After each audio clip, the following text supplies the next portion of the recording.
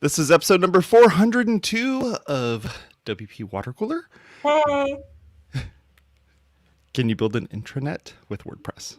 Brought to you by not just Desktop Server, but ServerPress. And WP SiteSync. Go to WPSiteSync.com to check them out. I'm Jason Tucker. You can find me at Jason Tucker on Twitter.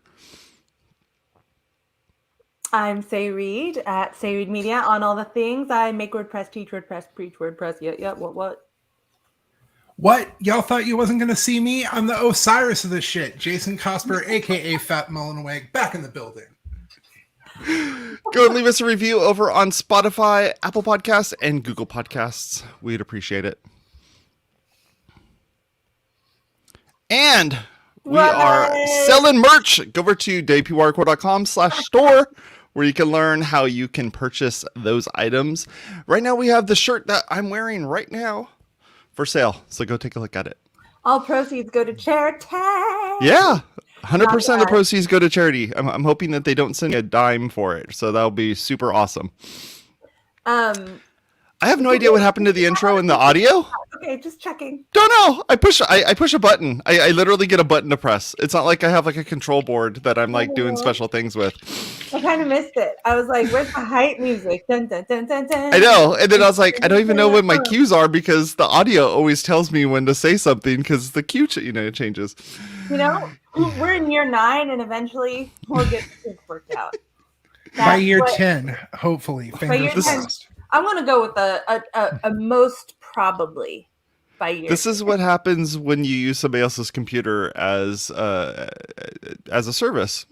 So that the cloud services, man, this is what happens. Oh, like their computer as a service. Yeah, their computer is the one that didn't play the audio.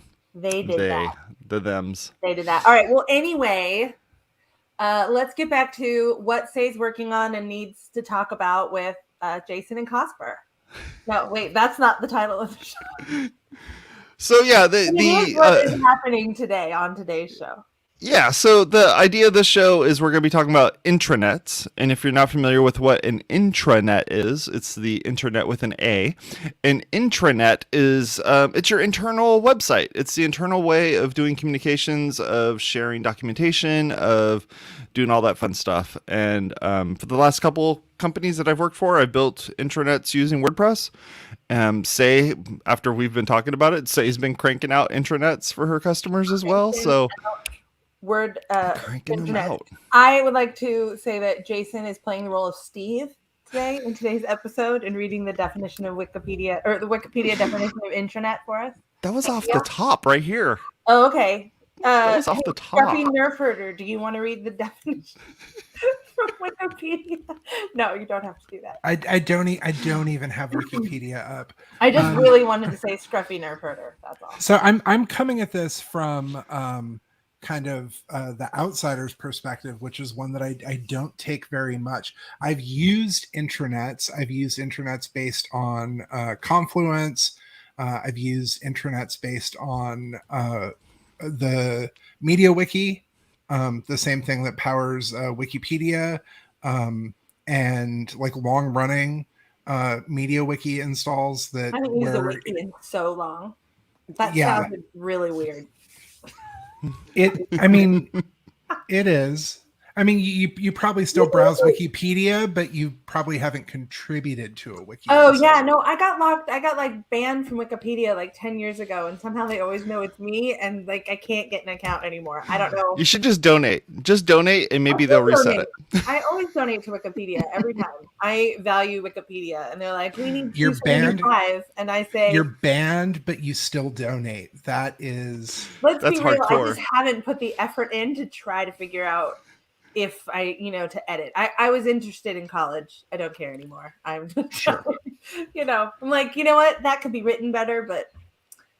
So could we start with like the most important part of a wiki of an intranet, which I think is the most important part, would be the security behind it and how you're going to protect people from the outside logging into it. Right. Because the whole point is intra. Right. So right. That's definitely the most primary feature that it needs. I think the instinct is to just say, oh, well, you can do this with membership plugins. which is mostly what I've built my various intranets on. I have been researching for a new intranet that I have to build for basically like employee links to log into various Airbnb forms. So it's basically like a list of links, but it needs to be pretty and user friendly. And in so doing, I found a whole little world of intranet utilities for WordPress that I thought was, including themes. I was like, oh, well, themes. I was just like, maybe we can throw some blocks up, but there's a whole little like intranet sub economy happening in there. So here, I have a question for you, Jason.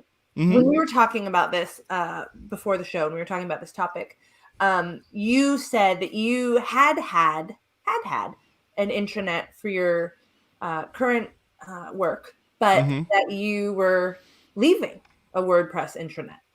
Yeah. So the reason why is that we so the organization I work for, we are a Google shop, so we use all Google stuff for everything. And using Google Workspace, I want to be able to use Google Workspace's authentication to determine whether or not this person should have access to the intranet. A lot of my users use the intranet as their start page on their computers. So I want to make sure that I'm providing them with like the best information that they can get, and also be able to like easily click on HR stuff and internal web services and all that fun stuff. So having that Google piece do it is super important to me. But man, the services that are the things that are out there are super duper expensive, especially for a nonprofit. For what? For doing the authentication side of it. So the software that we used, or that we used for it, was this one, which is called Google Apps Login for WordPress. Yeah, I was looking at this. Yeah, so this one gets spendy if you have a lot of people working for you, or if you have multiple websites. So we have about 7 different websites that we manage off of this. So we end up in the unlimited category, and we have roughly around 150 to 200 users. So I start getting into the $599 for authentication. I mean, yeah, that's just like having them log into something else. So logging into just their own Google Drive is a better choice, I guess, for that, because it's included, right?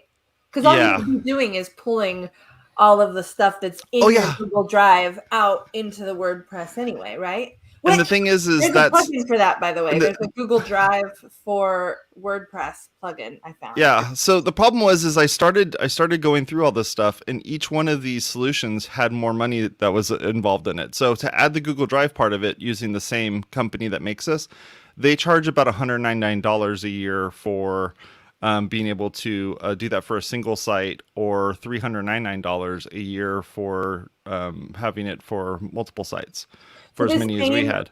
This same company it's this WP Glogin team, right? Like this is like they have like this whole suite, and I love saying Glogin. Like it's so much fun to say that. But so that was, I just found this plugin when I was looking for this. They're all-in-one intranet, which has a free version, and then the pro version basically just adds multi-site, but it doesn't have Google authentication, obviously, because they sell the plugin, which you just saw. Which charges X number of dollars for that, but it has WordPress user-based intranet essentially. So, but I would say their free version for this is definitely usable, but it's very clearly, I think, a lost leader heading right into that Google app and Google authentication logon. Yeah, so one of the things to look at when you're doing this for any of these authentication things is typically they look at all of the accounts that are on the if you're using Microsoft, if you're using Google, any of the different places you're authenticating, they look at all the users that you have. So if you have a bunch of like what I call service accounts, all of those service accounts get added onto it. So I only have like 60 people that work at my organization, but I have like almost 200 users in my database just because of all the different service accounts that we use. So that account doesn't allow you to decide which of those users you're integrated. It's the entire universe of your existence with Google. It looks at it and says, here you go. And your reason for not wanting to just use the native WordPress user account / login is because Passwords. you just don't want to have people manage another account, essentially. Yeah, they'll never use it. They would literally never use it. Yeah. Right.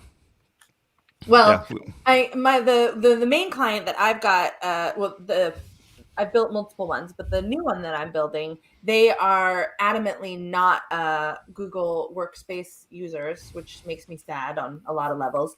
They have a whole structure built, but this is not going to be the highest secure. It's not going to actually hold any documents. It's just really a form, basically a lot of links for them to kind of manage their data input. So it doesn't have to be super elaborate, and they don't have existing user accounts. So the use case for my current install really totally works for a WordPress install, because in order to use something like Google Drive, I'd have to, pay all of that money and set something up separately. So I'm just building out a hosted site that's locked on, and I might use this all in One Intranet. I've always used, like I said, different plugins before, but now with Awesome Motive buying up paid. Well, I can never remember which ones. They have Paid Memberships Pro, right? Paid Memberships Pro. That's the one that they just bought. You don't remember? I don't remember. No one can remember the name with Sandhill and Awesome Motive. It's so hard to remember. I can't remember all the. I think it's Paid Memberships Pro. Anyway, someone can look it up and tell us that we're wrong, and you're welcome to do that. Or I could Google live on the air if you want me to, but I'm not going to do that. Anyway, whatever. Point is, when you're building your intranet, which is in theory supposed to be this like long-term project, right? It matters, just like with every project, but it matters which plugin you're using, because it's not going to be as easy to switch something that involves all the users as it is to switch something that just the back end might touch. Like, if you want to switch plugins later, there's a lot of different functionalities. Yeah. There's a lot of different ways you can do that, and maybe people will notice on the front end or not. But in this case, it all involves users and their login and their user experience and what they see when they log in. And so that becomes a much more entrenched decision than when you're doing stuff that may not show on the front end, but only shows on the back end. So right. It really becomes just so much more complicated. Mm-hmm. And I think maybe even more so than just a regular membership plugin site, because people at work tend to really, it's like that whole book, Who Moved My Cheese? Right. Like when when people move things in their work, it's really disruptive across the work environment. Yep. So I think changing around the knowledge base. Cosper, weren't you saying that the place you work, I don't know if we're talking about that online or what, but the place that you work has been using the same media wiki since like the 2000s, since before Britney was in her when she was wearing the microphone? Yeah. Which is the timeline for all millennials, pre-Britney conservatorship or after Britney. Right. I think that they've been using it since the time that her and Justin showed up in the all denim outfit. Wow, that is amazing. So specific. How would you ever even convert from something that you've been using for that long? Like, what?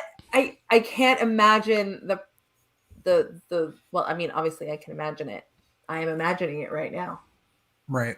But that's what seems like a lot of work. There's so much invested technology in there, knowledge debt, technology debt, like inherent.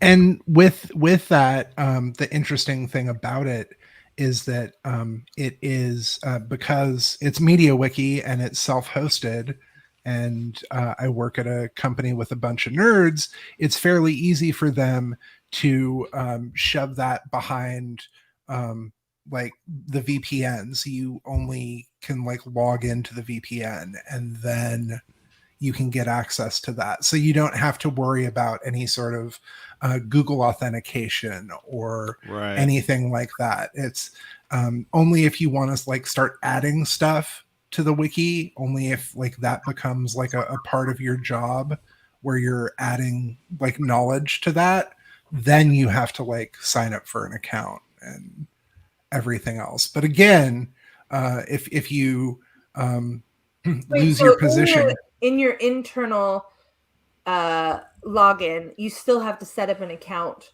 in order to edit the internal wiki. It's not directly connected with an existing account.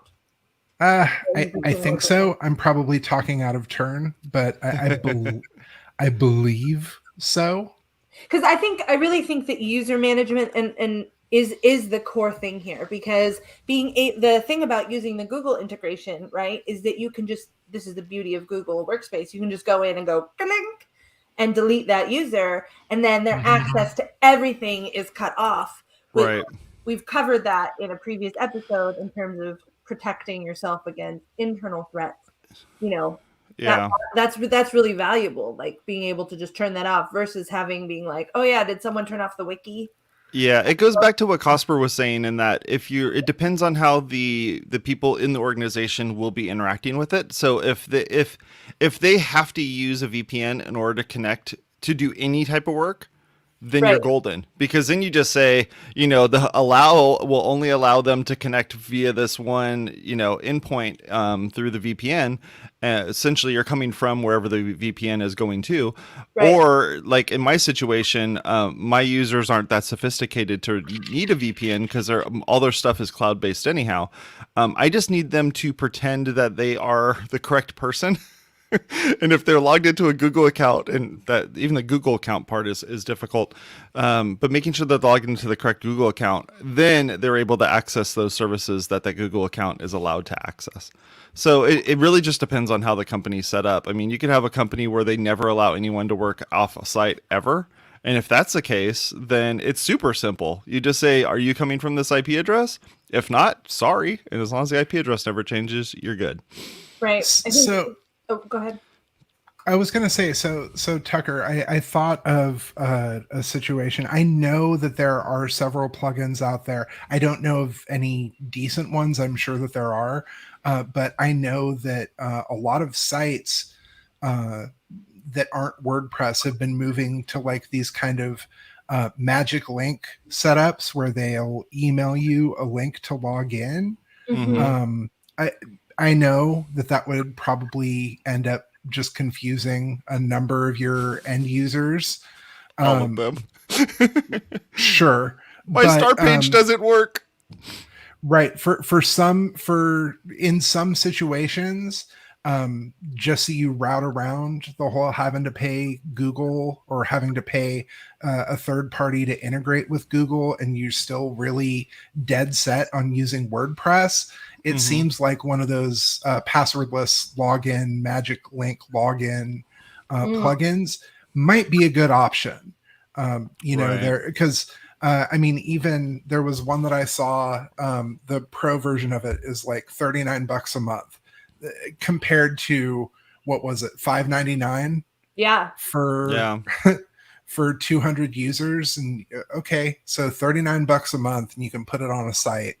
And this is what I love about WordPress in general, is that there's so many ways to construct something. Totally. I mean, in your case, of course, we're talking about outside of WordPress, MediaWiki, and then outside of WordPress, Google. But also within the WordPress sphere, you have all the different authentications. I mean, you could probably find someone to authenticate with Facebook if you wanted to be just risque about it. I mean, so there's like Auth0, for instance, is an organization, that you could pay for that, or an online thing that you could pay for that would do the authentication for you. And they are just like a dumb authenticator. It's like, whatever you want me to authenticate with, let me know. And then it will go out and do the authentication. So it just depends on for us, if you're the vendor coming in to build a website and build the intranet, ask these questions like, how are you authenticating with other stuff? Do you authenticate with other stuff currently? Like, is there a website that you have some, either a magic link for it, or they have some kind of Google thing, or maybe they're using Azure for all their stuff? Like, whatever it is, ask those questions before you start trying to build something, because they may already have something that you could just kind of jump on and run with. And I mean, and should, because if you have multiple accounts, like the value of an intranet is only as good as the people using it, right? Like that Yep. is, if you don't touch the intranet, then the intranet is a use. I mean, I could say that for all websites. If the website is just ignored and left alone, it's not doing what it should be doing. But Definitely. But the user blockage of having another account to log into or having to manage that is really, I think, the main blocker to accessing that. They already have to remember that it exists and where to go, right? And then they have to like, oh, I have an account I need to log in. I'm just going to message Sally over here and see what she has to say about it. And then why are you even having an intranet? But I think that that's the other thing is that the all-in-one intranet plugin is an auto logout, which I had not thought about. If you have a VPN, you don't necessarily have to worry about that, because a lot of VPNs have, timed logouts, right? Don't they? Right. I've used a ton of VPNs, but mostly it's like if you sign off, you have to do the whole thing again, right?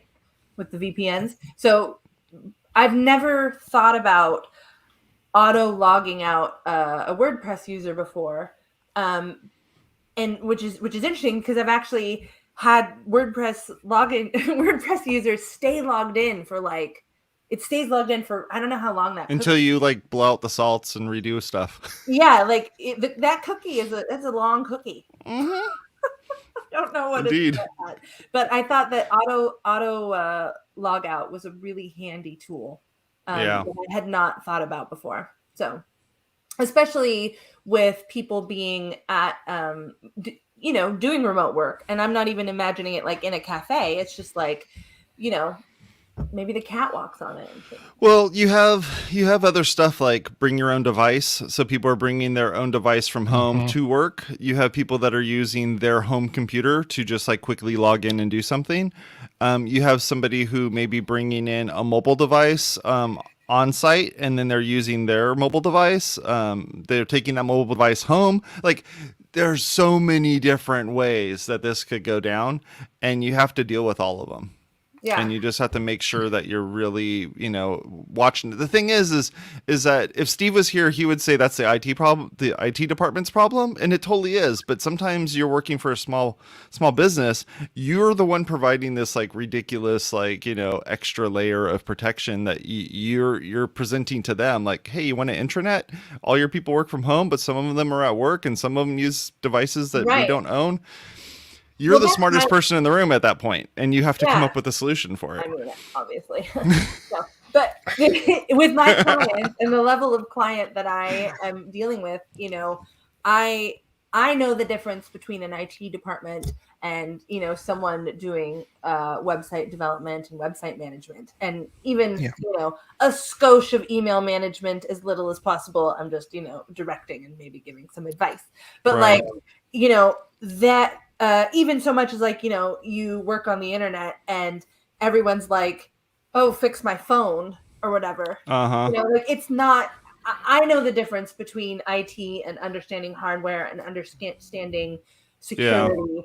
But that my clients don't understand the difference in those layers. So really they expect me to know all of that information and to protect them from that information. So some of the times I can only say, here's what your risk parameters are, and these are the services that you need to use to mitigate that. And if they choose to do those, they cost, X number of dollars. They choose to do it. And if they don't, they don't. And I can only provide informed consent as much as possible. Can we talk about some of the features that are on an intranet in the next 5 minutes? We talked about authentication for the entire time, which is totally fine, because authentication is smart, because you really need to think about this. And this authentication who knows? authentication is one of the biggest pieces of the puzzle. Yeah. Like I work for a and company. user login, right? Like it's not just authentication. It's really understanding how your users are going to use the intranet and how resistant they are to technology and logging in. Yep. Right. In the current client I'm building for, they are not technologically savvy. Like just not. That is the user base we're starting with. And so I have to provide something that is really simple for them to use. So what sort of intranet are you building for them? Just a place to collect links, collect documentation, like what? Collecting documentation, essentially. It's like filing reports and things like that. So, which has been built out on I almost said Airbnb. It's not Airbnb. It's Airtable, not Airbnb. Not the same thing. I have a lot of clients actually working with Airtable these days. I don't know if you've come across that. Because you can build whatever you want. And so even though there are existing solutions for what is out there, the build your whole own thing is very attractive to people. And so you get a very custom back-end Airtable setup, which is great for them, but then logging into Airtable is a nightmare for most users. Like it is not intuitive. There isn't a clear. It's just like it's like logging into MySQL for people. Right. Like I don't know what's happening here. So essentially, what I'm building is you log in and you can get pretty links to all of their different forms and some formatting to show them. If you're doing this, it's over here. And goes to this, and then they go through their form, and it does what it needs to do. I actually, for a brief period of time, was using a WordPress-based intranet. It was effectively when Automatic had put out P2, and it was a way to collect what people on a specific, and it's how Automatic uses it, what people on a specific team were doing, like the problems that they were running into during the day. Everybody had an account on just this internal blog, effectively. And at the end of their shift, they'd be like, oh, I ran into this problem here. This customer is still dealing with this. Like if someone wants to take a look at that, please do so. And it became effectively a running log of what the team was dealing with, like on a day-to-day basis. And it was good to be able to go back and see like a week ago, we were having this problem. WordPress search being kind of bad. As discussed previously. Yeah. It definitely made some of that stuff harder to surface, but it was good to have, nevertheless, just to be able to have that internal discussion. That's essentially like a WordPress-based Slack, right? Like less DM-based WordPress Slack. And I don't know if, I think there are a variety of different plugins here, and some of them really provide more of like a Basecamp experience where it's like there's chat and there's some BB Press based solutions to provide the social component, feeds to the intranet. So there's that idea too. Like, are you rebuilding some of those SaaS, Asana, Basecamp? Right. Like that's essentially what the P2 is doing, and I'm assuming they're still based on that. So anyway, the intranet could also, in theory, be that, and not just a knowledge base or a link farm or yeah. We have like the weather on the website on the intranet. We have like really, I put the weather on there because it's like these are things that I want them to go and back and use it, and so you have to have the attractive things for them to go and look at. So it's like I need the weather, photos of recent when planning events. Photos of recent events that we've done at the there, the all of the different Google Drives that they have access to, and also we provide them with Google Analytics for the various pages that they are the stakeholders in, so that they're able to look at the Google, look at them and say, oh, okay, And I'm using like, That would send my clients into like spasms. I'm like, here's some Google Analytics data. They'd be like, no. It just depends. Okay. It really just depends. They're all different. Fire hose of data. I also had a thought at a previous job. We had access to the Facebook for workplaces, which like you think still around? Okay, there we go. I was going to say, you think Facebook by itself is bad enough. Just imagine a Facebook populated solely by your coworkers. But some people like that. It sounds like hell, honestly. Yeah, but it's Facebook, and so like that made it worse. Way worse. If this is something that appeals to you, but you don't want to go with Facebook, there's always Buddy Press, and you can make an intranet Buddy Press setup for your internal team. It's slightly brutal. Anyway, yeah. 30 minutes. You can call it, Jason. 30 minutes. Thank you very much for hanging out with us. We really appreciate it. We're going to have to come back here and talk about intranets, I think, a little bit more. And I'd love to see if Steve has built anything with an intranet. Maybe we can kind of get his take on some of that stuff too. I'm going to use some of these plugins to like test them out for this new project, and I can report back if they're any good or if they're just a bunch of hooey. I think it's a great idea. All right. Talk to y'all later. Here's our outro. Happy. Aw, Say got cut off. We got the music though. You could go over to WPwatercooler.com/subscribe to subscribe to this content and all the content that we have out here. Yay! We're on Apple Podcasts, Google Podcasts, Stitcher, Spotify, YouTube, and we're also on something called Amazon Music. So go there too. Talk to y'all later. Wherever you are, Bye-bye. we are. Wherever you go, there